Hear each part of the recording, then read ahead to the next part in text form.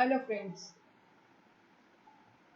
आज हम लोग एरिक्सन की थ्योरी पढ़ेंगे जो कि जिसमें उन्होंने stages of psycho social development बताया है। एरिक्सन जो थे वह एक ईगो साइकोलॉजिस्ट थे जिन्होंने एक बहुत ही महत्वपूर्ण और प्रभावशाली सिद्धांत बताया है विकास का। उनकी थ्योरी साइको एनालिस्ट जो थे सिगमंड फ्रायड से प्रभावित थी। एरिक्सन की थ्योरी जो है वो साइको सोशल डेवलपमेंट पर आधारित है, ना कि साइकोसेक्सुअल डेवलपमेंट। तो एरिक्सन एक स्टेज थ्योरिस्ट थे, मंच सिद्धांतकार थे, जिन्होंने फ्रायड के कंट्रोवर्शियल साइकोसेक्सुअल थ्योरी को लिया और उसमें मॉडिफिकेशन किया उसमें और उसे 8 चरणों वाले मनोसामाजिक साइकोसोशल थ्योरी में बदल दिया।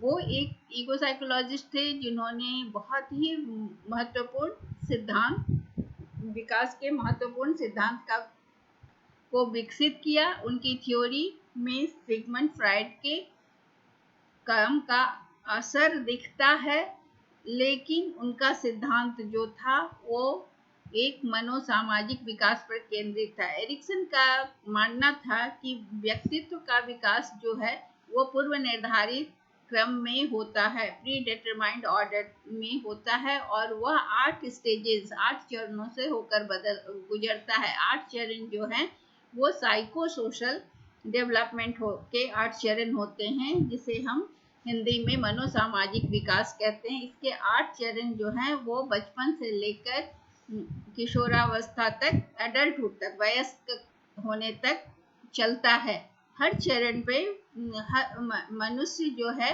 वो एक साइकोसोशल मनोसामाजिक संकट को फेस करता है और उसका प्रभाव जो है उसके व्यक्तित्व के विकास में या तो पॉजिटिव होता है या तो नेगेटिव, या तो सकारात्मक या नकारात्मक। ये वीडियो मैं हिंदी में ज़्यादा प्रस्तुत कर रही हूँ क्योंकि एक वीडियो मैंने इंग्लिश में भी पहले एरिक्सन की थ्योरी पर डाला हुआ है, तो ये हिंदी मीडियम के छात्रों के लिए ज़्यादा उपयोगी होगा। ऐसे ये दोनों मीडियम के छात्र इससे लाभान्वित हो सकते हैं। एरिक्सन के लिए ये जो संकट थे ये साइकोसोशल नेचर के थे, क्योंकि मनोसामाजिक इसमें साइकोलॉजिकल जो व्यक्ति की साइकोलॉजिकल आवश्यकताएं होती है, जो नीड होती है वो, और समाज की जो नीड होती है, मतलब सामाजिक आवश्यकता और व्यक्तिगत आवश्यकताएं जो इंडिविजुअल नीड होती हैं और जो सोसाइटी की नीड होती है, दोनों आपस में कॉन्फ्लिक्ट करती हैं, वो परस्पर विरोधी होती हैं। तो इस थ्योरी के हिसाब से सक्सेसफुल कंप्लीशन जो है, हर स्टेज का जो सक्सेसफुल कंप्लीशन होता है, मतलब कि सफल समापन, हर स्टेज का उन्होंने 8 स्टेज बताया और हर स्टेज का सफल समापन जब सही ढंग से होता है तो व्यक्ति का व्यक्तित्व जो होता है वो एक स्वस्थ व्यक्तित्व के रूप में उसका विकास होता है और उसे बुनियादी जो उस स्टेज के गुण हैं वो उसमें पनपते हैं, उसे उस गुणों की प्राप्ति होती है। तो बेसिक वर्च्यूज जो हैं, जो गुण हैं, जो बुनियादी गुण हैं, जो कि किसी भी व्यक्ति के चारित्रिक शक्तियां होती हैं, किसी भी व्यक्ति का कैरेक्टरिस्टिक स्ट्रेंथ होता है, जो कि उसके ईगो को हटाकर जो भी संकट आ रहा है उसको दूर करने में मदद करती है।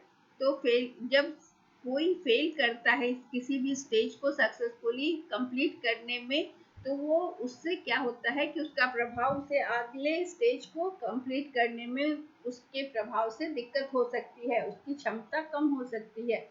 इसलिए एक अधिक स्वस्थ और इसलिए एक अस्वस्थ व्यक्तित्व और एक स्वयं की भावना जो है वो सही नहीं, इंफीरियर भावना आ सकती है। इसलिए इस स्टेजेस में जो है कि कई चरणों के बाद इस however these stages can be resolved successfully। अब बाद में इसका हम जो भी दिक्कत हो रही है उसको रिजॉल्व कर सकते हैं, लेकिन यही होता है कि हर स्टेज को अगर हम सक्सेसफुली कंप्लीट करते हैं तो अगला स्टेज हमारे लिए और अच्छा होता है। तो हर स्टेज को अगर सफलतापूर्वक मनुष्य पार करता है तो आगे के चरणों को वो पूरा करने की उसकी क्षमता बढ़ती चली जाती है।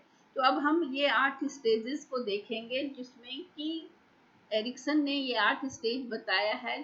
पहले उन स्टेजेस के नाम जानते हैं। पहला है ट्रस्ट और मिसट्रस्ट का, मतलब विश्वास और अविश्वास। ट्रस्ट का यहाँ मतलब होता है विश्वास और अविश्वास, ये स्टेज होता है, ये हम आगे चलकर देखेंगे। फिर दूसरा है autonomy versus same and doubt, स्वायत्तता और शर्म और संदेह, या तो स्वायत्तता होगी या तो शर्म और संदेह। तीसरा है इनिशिएटिव वर्सेस गिल्ट, मतलब पहल करना या अपराध बोध से ग्रस्त होना।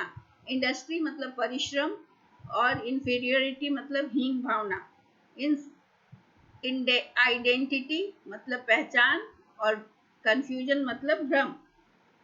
इंटीमेसी वर्सेस आइसोलेशन, अंतरंगता या मित्रता और साथ ही या तो मित्रता होगी या तो अलगाव, अलग थलग, दोनों एक दूसरे के विपरीत हैं, हम ये देखेंगे। जनरेटिविटी उदारता,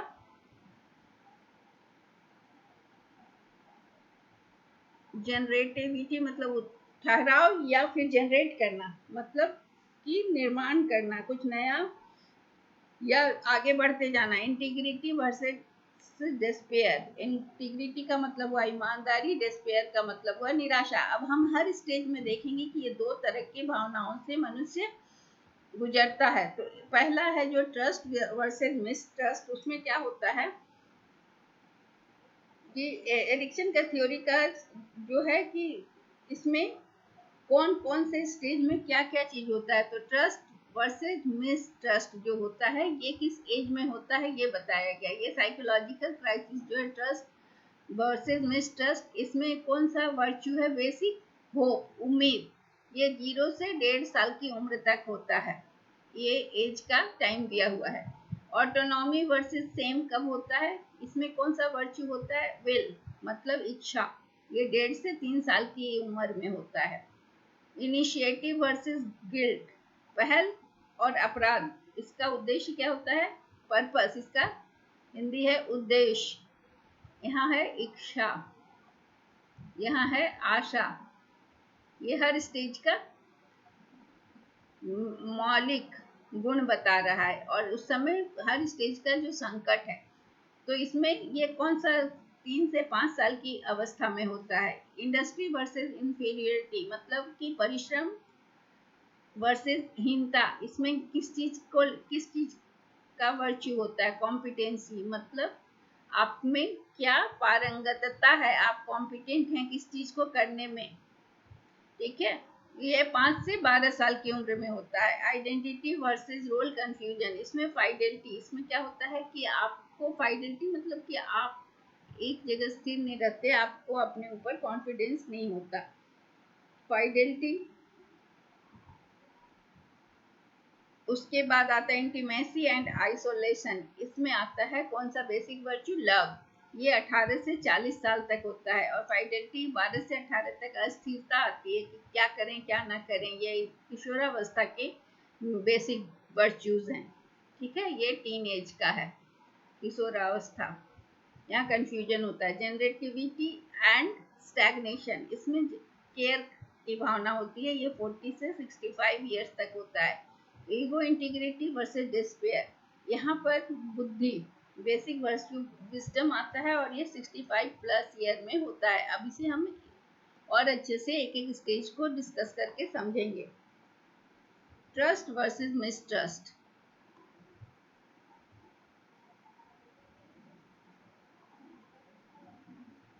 अच्छा ये जो हमने देखा कि पहले इसके पहले इसमें ये चीज एक और समझ लें हम कि ट्रस्ट वर्सेस इन्फेंसी में कौन सा स्टेज आता है, ट्रस्ट वर्सेस मिसट्रस्ट, ये जो आता है ना ये बचपन में आता है 0 से 1.5 साल तक।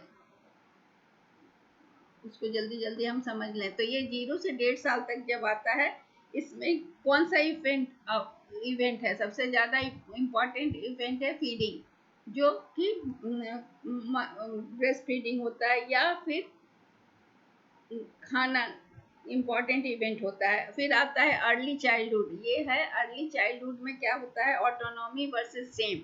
इसमें टॉयलेट ट्रेनिंग, यहाँ पर टॉयलेट ट्रेनिंग इस अवस्था का मेन कार्य होता है, टॉयलेट ट्रेनिंग। तीसरा होता है प्री स्कूल एज। ये प्री स्कूल एज होता है। अर्ली चाइल्डहुड हुआ ये अर्ली चाइल्डहुड हुआ,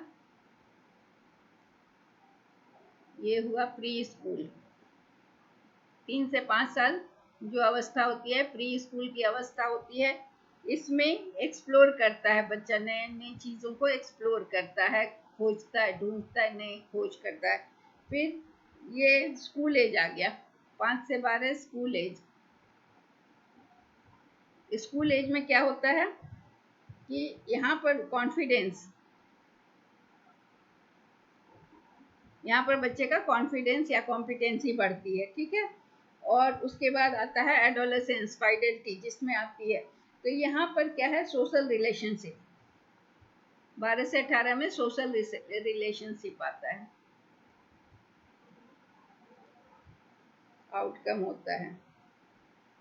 फिर है इंटीमेसी वर्सेस आइसोलेशन। इसमें क्या होता है, रिलेशनशिप की बात आती है, लव। इसमें आदमी रिलेशंस में बढ़ता है, रिलेशनशिप होती है बच्चों में या बड़ों में। फिर है यहाँ पर केयर आ गया, जनरेटिव एंड स्टैग्नेशन में वर्क एंड पेरेंटहुड आ गया। यहाँ पर ये स्टेज में पेरेंट बनते हैं और वर्क करना शुरू करते हैं, तो ये स्टेज को हम वर्क एंड पेरेंटहुड से डिस्क्राइब करते हैं। और ये है रिफ्लेक्शन ऑन लाइफ, लाइफ पर प्रतिक्रिया जाहिर करने का कि इतने साल में हमने क्या पाया, क्या गंवाया।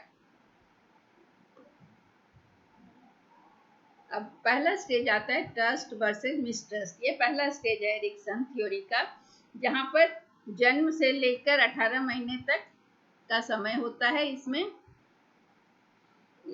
ये बहुत फंडामेंटल, ये बहुत ही मौलिक स्टेज होता है, लाइफ का सबसे महत्वपूर्ण स्टेज होता है। जन्म से शुरू होकर ये 18 महीने तक चलता है। और इस अवस्था में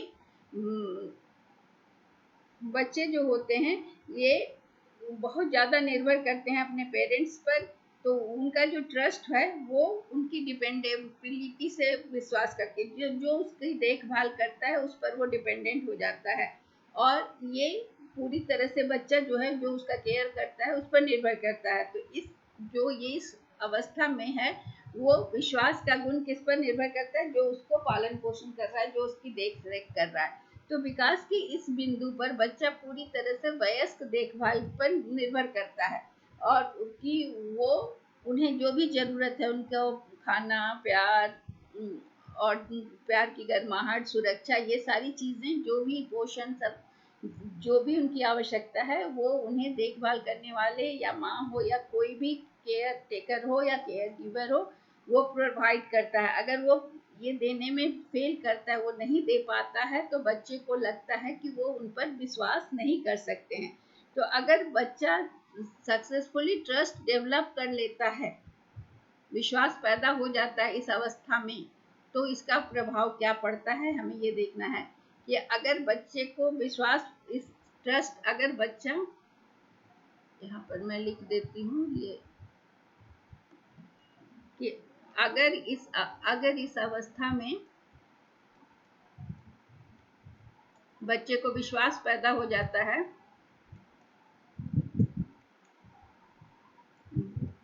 बच्चे को विश्वास पैदा हो जाता है, अगर केयर गिवर उसको अच्छा से केयर करता है या विश्वास पैदा होता है, तब क्या होता है, तो बच्चा अपने को बच्चा क्या फील करता है, सिक्योर्ड फील करता है, और सिक्योर्ड और सेफ फील करता है। क्या फील करता है, सिक्योर्ड एंड सेफ। तो जो केयर गिवर्स होते हैं, अगर बच्चे के लिए वो अवेलेबल नहीं होते, या फिर वो इमोशनली बच्चों का केयर नहीं करते हैं या रिजेक्ट करते हैं बच्चों के व्यवहार को, तब उसमें क्या होता है, मिसट्रस्ट होता है। ट्रस्ट कैसे पैदा होता है? जब केयर गिवर उस पर उसका केयर करते हैं, उसकी ज़रूरतों को पूरा पूरा करते हैं, उसको इमोशनली सपोर्ट करते हैं, तो उसमें ट्रस्ट पैदा होता है। और अगर केयर गिवर या मदर ऐसा नहीं करते तो बच्चे में मिसट्रस्ट पैदा होता है। तो ट्रस्ट पैदा होने में जब फेल होता है तो इससे क्या होता है कि बच्चे में ये फियर पैदा हो जाता है। अगर बच्चे को बचपन में ट्रस्ट नहीं पैदा हो पाता, उसके केयर गिवर उसको नहीं वो इमोशनल सपोर्ट दे पाते हैं, तो बच्चा जो बड़ा होता है तो उसमें वर्ल्ड में उसको मिसट्रस्ट हो जाता है और वो फिर उसके मन में इनकंसिस्टेंसी की भावना आती है और वो फिर लोगों पर उस मिसट्रस्ट होता है। तो ये बचपन का स्टेजेस जो है वो बच्चे के भविष्य के निर्माण में निर्धारक होता है। इसलिए पहला स्टेज जो है साइको सोशल डेवलपमेंट में बच्चे ट्रस्ट को पैदा करते हैं। ये डिपेंड करता है केयर गिवर अगर रिलायबल होता है, केयरिंग होता है और अफेक्शनेट होता है तो बच्चों में ट्रस्ट पैदा होता है, अदरवाइज बच्चे में मिसट्रस्ट होता है। तो ये जो है कि किसी भी बच्चे में 100% ट्रस्ट या मिसट्रस्ट नहीं होता है।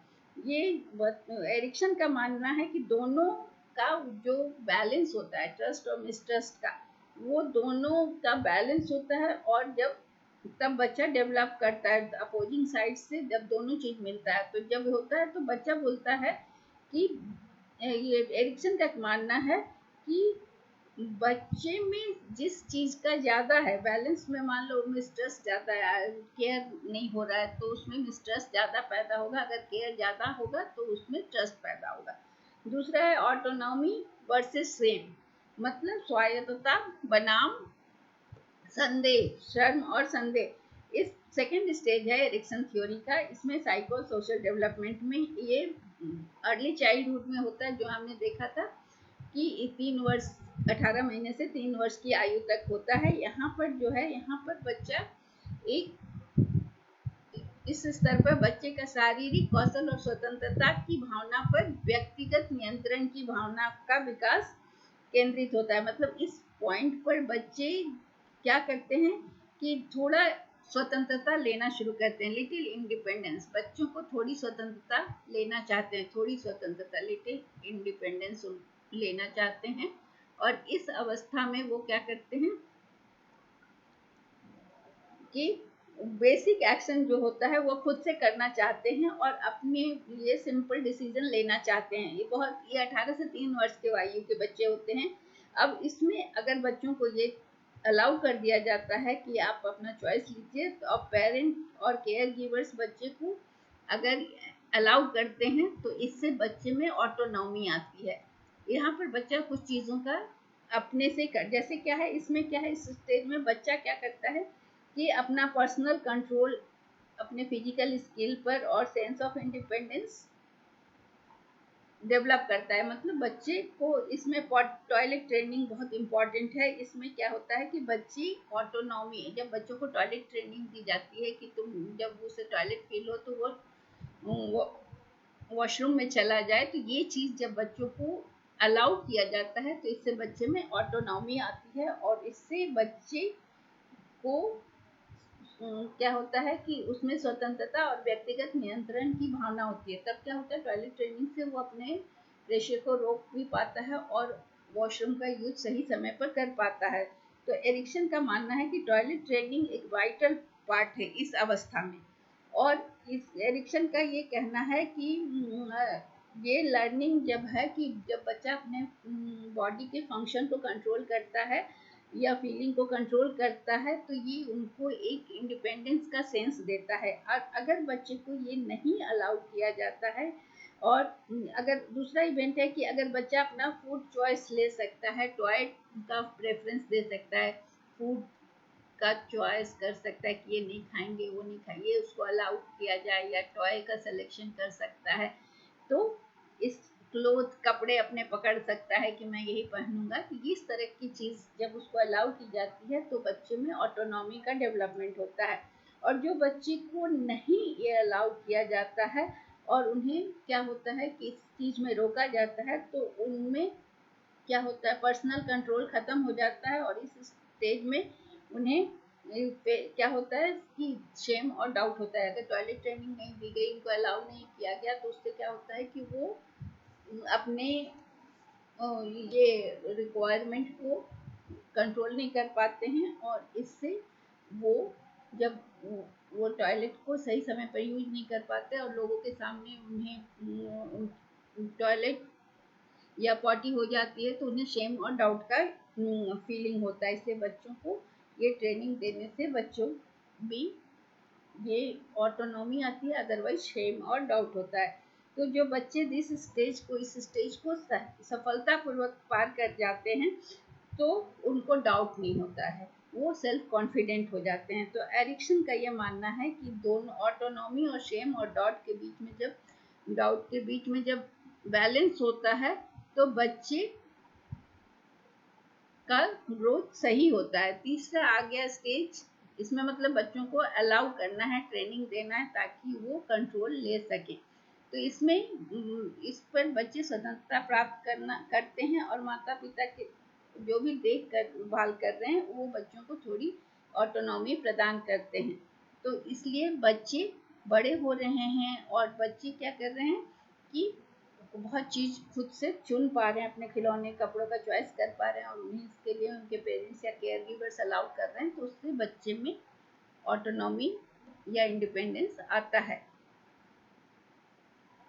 तो इस एरिक्सन का कहना है कि माता पिता को बच्चों को ये अनुमति देनी चाहिए ताकि बच्चों में एक इंडिपेंडेंस की भावना आए और माता पिता को धैर्य रखना चाहिए ताकि बच्चे इंडिपेंडेंस और ऑटोनॉमी को की भावना को डेवलप कर सके जो उनके आगे के जीवन के लिए सहयोगी होगा। अगला है initiative versus guilt. Initiative versus guilt में ये तीसरा स्टेज है साइको सोशल डेवलपमेंट का, जो कि प्री स्कूल ईयर्स में होता है। इसमें स्कूल जाने के पहले के सालों में होता है।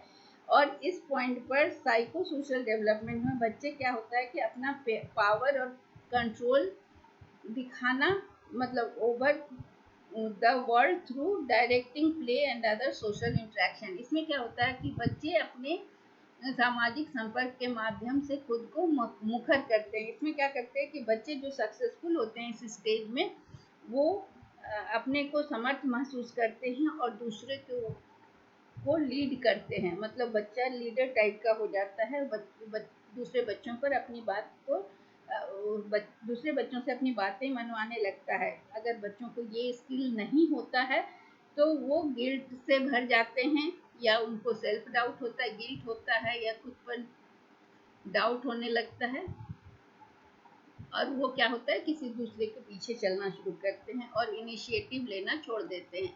उन्हें लैक ऑफ इनिशिएटिव हो जाता है। तो इसके लिए क्या करना है कि दूसरे को नेतृत्व नहीं कर सकते ऐसे बच्चे, तो उसमें अपराध बोध, आत्मसंदेह, ये सब चीज़ें आने लगती हैं। तो तीसरे स्टेज का ये साइको सोशल डेवलपमेंट में ये है कि बच्चे को यहाँ पर उनको कोई पर्पस, सेंस ऑफ पर्पस देना चाहिए। इसमें बच्चे को जो बहुत ज़्यादा पावर जो दूसरों पर बहुत लीड लेना चाहते हैं उन्हें डिसअप्रूव करना चाहिए, लेकिन अगर उन्हें इस पे रोका जाता है तो उन्हें अपराध बोध होता है। तो आइडियल बैलेंस होना चाहिए कि बच्चे दूसरे नेतृत्व क्षमता का विकास हो और दूसरे के साथ काम करने की क्षमता का विकास हो, लेकिन उन्हें इसमें बैलेंस बना के चलना है, केवल अपनी बात रखने की जिद उनमें नहीं होनी चाहिए। चौथा स्टेज है इंडस्ट्री वर्सेस इंफीरियोरिटी। इसमें क्या होता है, इस स्टेज में बचपन का ये 5 से 12 साल की आयु का अवस्था है, ये स्कूल ईयर्स है। इसमें प्रारंभिक स्कूल का वर्ष होता है। इसमें बच्चा जो है वो सोशल इंटरेक्शन करता है, सामाजिक उसका इंटरेक्शन होता है, अंतःक्रिया होता है, लोगों से मिलता जुलता है, स्कूल जाता है और उसे अपनी योग्यता और अपनी अचीवमेंट का प्राइड फील होता है। स्कूल में जाकर वो अपनी उपलब्धि और क्षमता में गर्व विकास करते हैं। तो यहाँ पर क्या है कि बच्चों को नए सोशल और एकेडमिक डिमांड से एडजस्ट करना होता है। यहाँ पर सफलता, जब बच्चे स्कूल में सफल होते हैं तो उन्हें कॉम्पिटेंस की भावना आती है और जहाँ फेल अगर बच्चे स्कूल में अच्छा करते हैं तो उन्हें कॉम्पिटेंस पूर्णता की भावना आती है, और अगर वो फेल करते हैं तो उनमें इंफीरियोरिटी होती है। तो स्कूल में जो बच्चा अच्छा करता है या स्कूल की पढ़ाई में आगे बढ़ता है तो उसमें कॉम्पिटेंस आता है। तो बच्चे जो कि पेरेंट्स के द्वारा एनकरेज किए जाते हैं, यहाँ पर पेरेंट्स जिनको एनकरेज करते हैं, उत्साहित करते हैं, और टीचर जिनको एनकरेज करते हैं, उन बच्चों में कॉम्पिटेंस की भावना आती है। ठीक है। और उसमें और वो और एक्सेल करते हैं और अच्छा करते हैं। और जो जिनको एनकरेजमेंट नहीं मिलता, जो बच्चों को टीचर एनकरेज नहीं करते या पेरेंट्स एनकरेज नहीं करते हैं, वो बच्चे अपनी एबिलिटी पे डाउट करते हैं और उनमें इंफीरियोरिटी की भावना का विकास होता है। तो ये क्या है कि दोनों के बीच में साइको सोशल डेवलपमेंट में दोनों के बीच में बैलेंस स्थापना करने की बात करती है कि जो बच्चे में अपनी एबिलिटीज को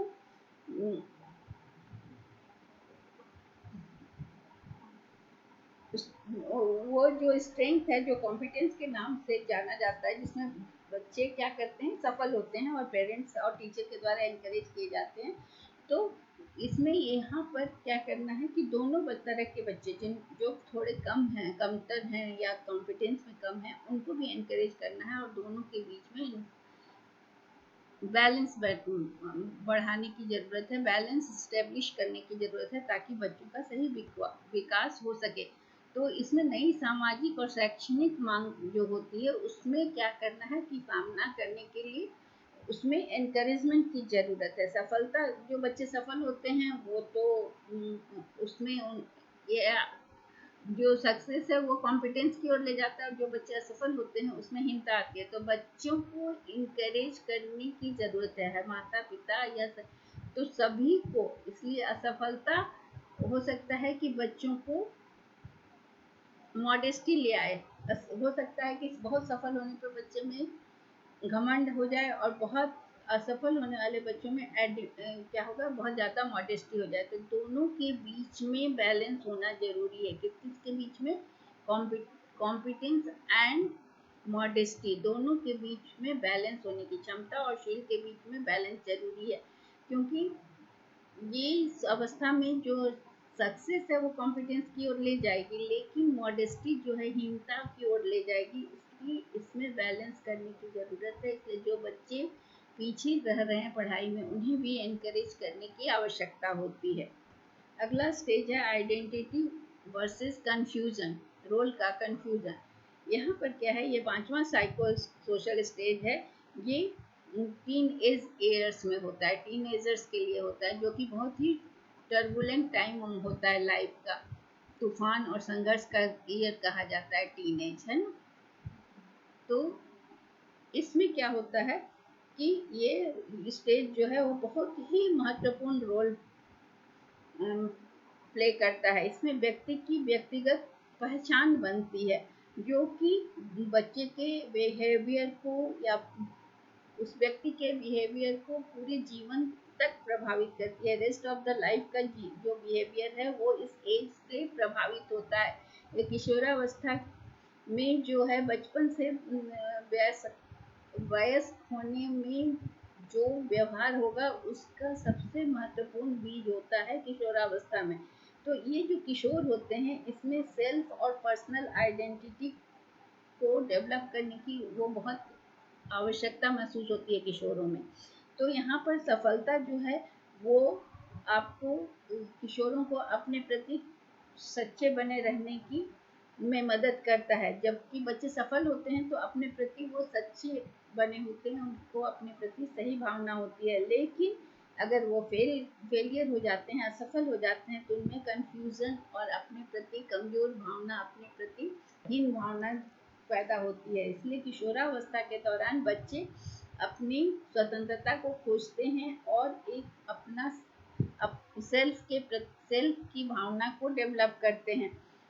तो जो प्रॉपर इंकरेजमेंट जिन बच्चों को मिलता है, सही उत्साहवर्धन किया जाता है जिन बच्चों का, वो इस स्टेज से आसानी से निकल जाते हैं और उन्हें इंडिपेंडेंस और कंट्रोल की भावना डेवलप करती है। लेकिन जो बच्चे अपने बारे में अनश्योर रहते हैं, उन्हें अपने ऊपर विश्वास नहीं होता है और वो अपने जीवन में अपने को इनसिक्योर, असुरक्षित और कंफ्यूज महसूस करते हैं और फ्यूचर में भी वो इस तरह के रहते हैं। तो जब साइकोलॉजिस्ट आइडेंटिटी की बात करते हैं, पहचान के बारे में बात करते हैं, तो उस समय वो सभी विश्वास, आदर्श और मूल्यों का जिक्र कर रहे होते हैं जो किसी भी व्यक्ति के जीवन को और उसके व्यवहार को आकार देने में मदद करते हैं। इसलिए इस स्टेज को अगर सफलतापूर्वक पूरा करते हैं तो एरिक्सन का मानना है कि वो समाज के निर्धारित मानकों के अनुसार एक सफल व्यक्ति बनता है।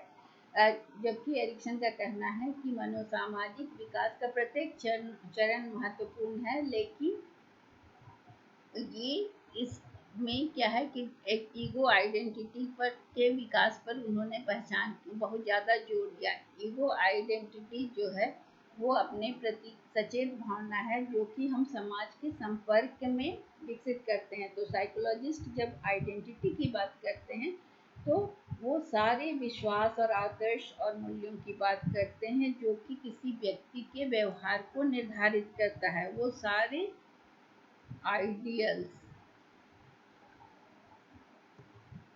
वो सारे आदर्श, आइडियल्स, मूल्यों, वैल्यूज और विश्वास की बात की जाती है जो किसी भी व्यक्ति के बिहेवियर को शेप करते हैं। तो एरिक्सन का कहना है कि समाज की स्टैंडर्ड से, समाज के मानकों और समाज की अपेक्षाओं के हिसाब से जो जरूरी है उसका विकास होता है। कैसे? तो जो इस स्टेज को सक्सेसफुली कंप्लीट करता है। तो एरिक्सन का मानना है कि हर स्टेज जो है साइको सोशल डेवलपमेंट का इम्पॉर्टेंट है, लेकिन ये ईगो आइडेंटिटी का जो पीरियड है ये सबसे इम्पॉर्टेंट है। यहाँ पर हम सोशल इंटरेक्शन के के से गुजरते हैं और एक सेंट्रल फोकस हम इस समय बनता है हमारा साइको सोशल डेवलपमेंट का। तो एरिक्सन का मानना है कि हमारा जो ईगो आइडेंटिटी है वो लगातार चेंज करता है। जैसे जैसे नए एक्सपीरियंस होते हैं, नई सूचनाएं मिलती हैं हमारे डेली इंटरेक्शन में, जब हम लोगों से इंटरेक्ट करते हैं तो वो हमेशा चेंज करता जाता है। तो जब जब हमें नया एक्सपीरियंस होता है और हमें नई चुनौतियां मिलती हैं तो हम अपने आइडेंटिटी को, अपने स्व को, अपनी पहचान को या तो विकसित करते हैं या तो उसमें रुकावट डालते हैं। तो आइडेंटिटी बहुत इम्पॉर्टेंट है, क्योंकि पर्सनल आइडेंटिटी जो है हम लोगों को एक स्व के बारे में एक इंटीग्रेटेड आइडिया देता है और हमें पूरे जीवन के लिए सफल बनाता है। तो ये पर्सनल आइडेंटिटी जो है वो हमारे अनुभवों से होता है और लोगों के साथ इंटरेक्शन करने से होता है। और यह पहचान जो है वो हमारे एक्शन को, हमारे बिलीफ को और बिहेवियर को गाइड करता है। हम जैसे जैसे बड़े होते हैं तो इस अवस्था की जो आइडेंटिटी होती है वो हमारे आगे के जीवन के व्यवहार को, हमारे विश्वास को और हमारे एक्शन को निर्धारित करती है। इसलिए ये स्टेज बहुत इम्पॉर्टेंट है। अगला स्टेज है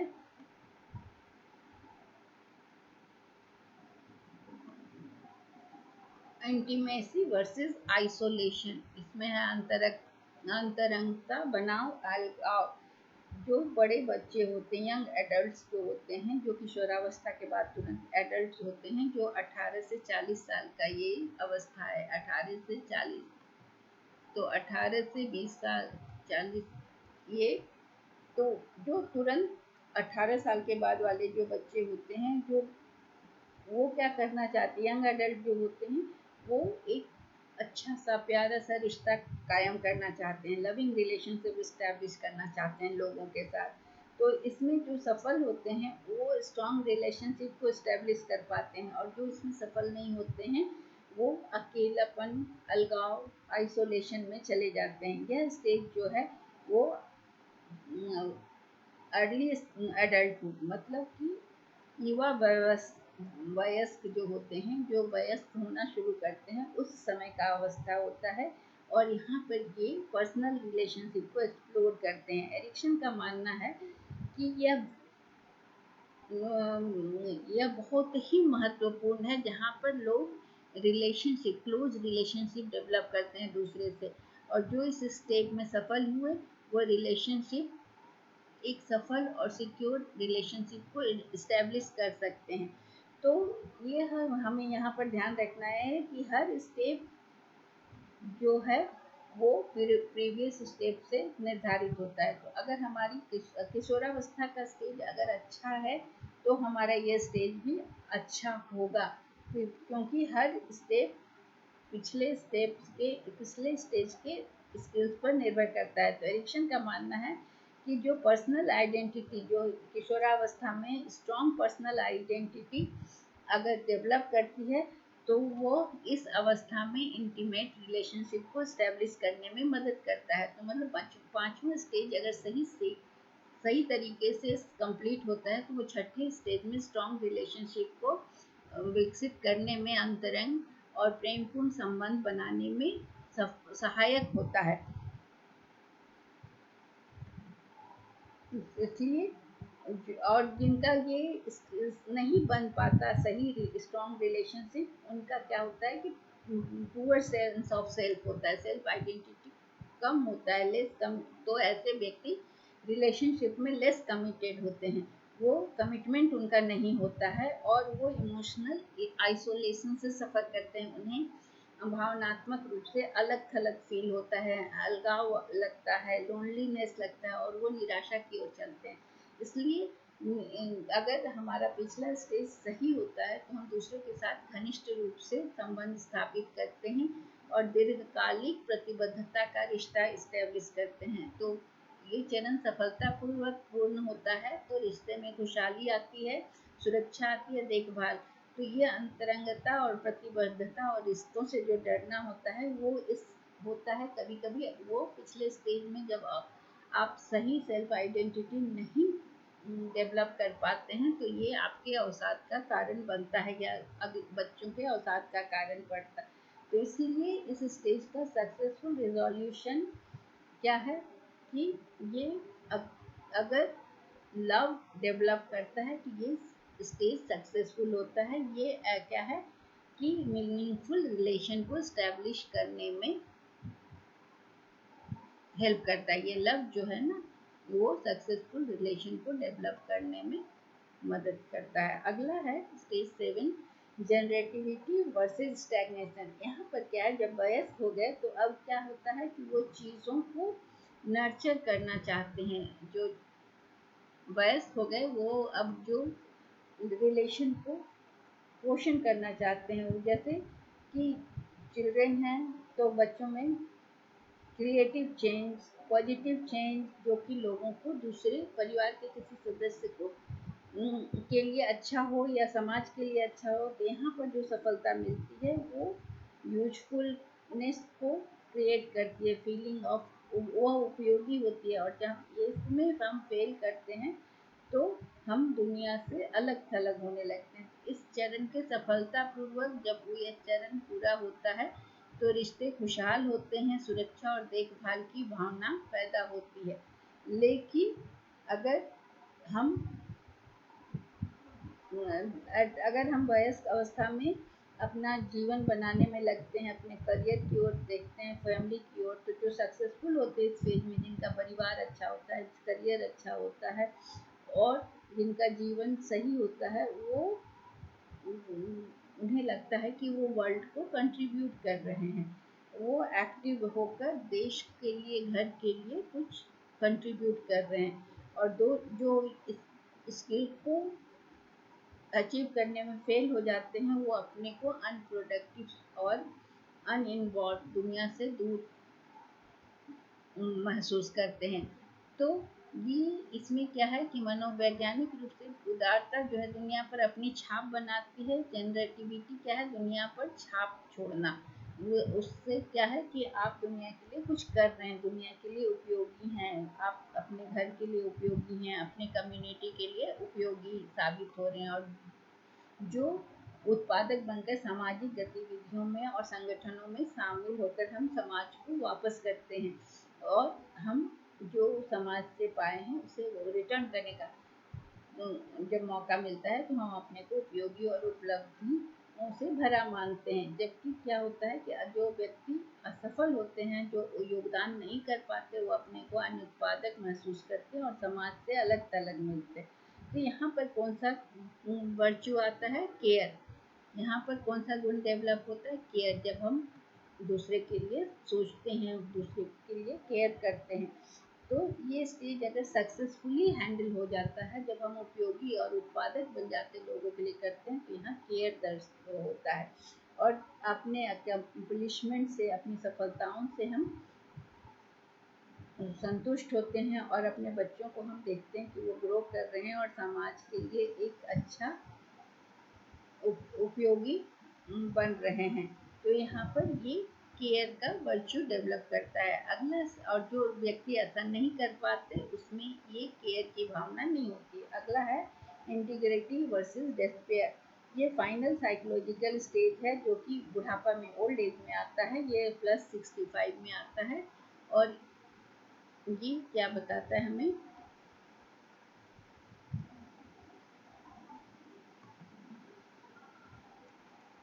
65, ये हम, अब क्या होता है, ओल्ड एज हो गया, अब हम अपने जीवन की ओर मुड़ कर देखते हैं इस स्टेज में। तो ये जो डेवलपमेंट का स्टेज है, इसमें हम अपने जीवन की घटनाओं को मुड़ कर देखते हैं और ये महसूस करते हैं कि वो खुशहाल जीवन था हमारा या अफसोस करते।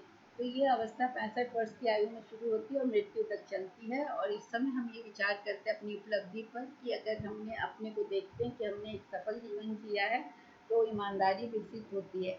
तो ये थ्योरी, और अगर नहीं अपने लक्ष्य को प्राप्त किए तो हमें निराशा होती है, कड़वाहट होती है और पछतावा होता है। तो एरिक्सन की थ्योरी का कहना है कि देर से वयस्क जो होता है, उस समय या तो संतुष्टि की भावना या सफलता की भावना महसूस करते हैं। जो लोग अपनी उपलब्धि पर गर्व महसूस करते हैं, उन्हें ईमानदारी, और जो लोग पछतावा से, तो उन्हें लगता है ये होना चाहिए था, वो होना चाहिए था, तो उन्हें निराशा होती है।